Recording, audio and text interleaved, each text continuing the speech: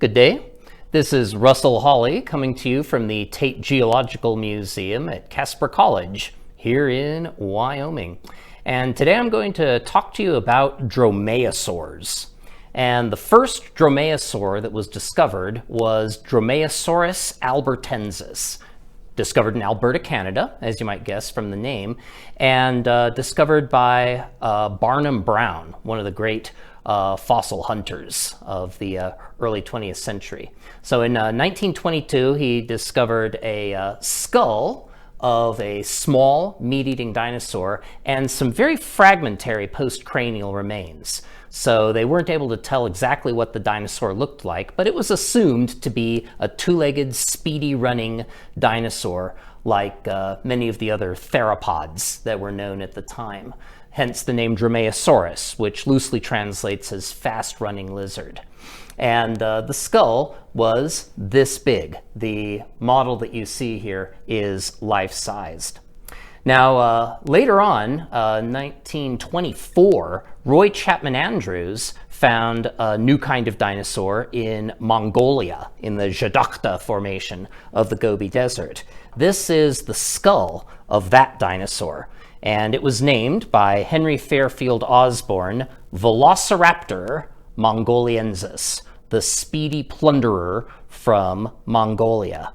And it too seemed to be a small dinosaur. The eye socket goes here, and there's the nostril opening. The teeth identify it clearly as a carnivore, a meat eater.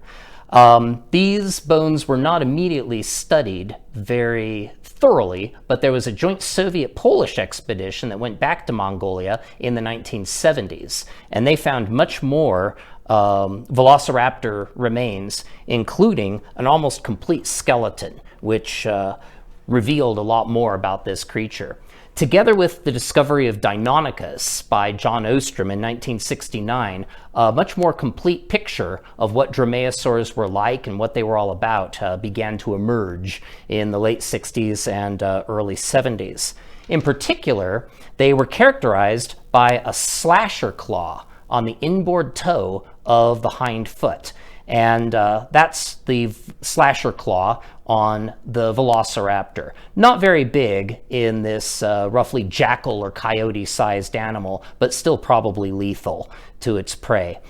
Flattened from side to side and sharp on the bottom, that's the right shape of claw for slashing and cutting. Here, by contrast, is an Allosaurus claw.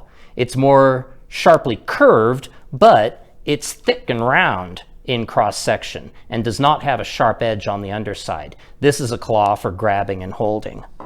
The toe bones of Velociraptor look like this. That's one toe bone right there. Here's another toe bone right here, and then the claw goes on that joint right there. The bones are jointed so that the toe was hyperextendable. It could hold that claw up off the ground when the velociraptor was walking or running. And that way, the claw stayed nice and sharp and razor ready for action. It didn't get scratched and dull against the sand and gravel. As time went on, people began to notice the similarities between the skeletons of dromaeosaurs and birds, resulting in sculptures and paintings that depicted the animals with feathers, like this very nice sculpture of a velociraptor's head that you see right here. Later on, when quill knobs were found on the ulna of a velociraptor specimen, showing the presence of wing feathers on the arms, it turned out that reconstructions like this, showing feathery velociraptors, were right on the money, that they were quite accurate. Using the information from the skeletons of Deinonychus and Velociraptor, I put together a diagram showing what the skeleton of Dromaeosaurus probably looked like, and also worked out its probable size. Then I gave the diagram and my figures to our model maker, Jim Copen, and he came up with this beautiful model showing the life-sized Dromaeosaurus. So although no skeleton of Dromaeosaurus itself has been found just yet, at least no complete one, the odds are pretty good that this is what the animal would have looked like when complete.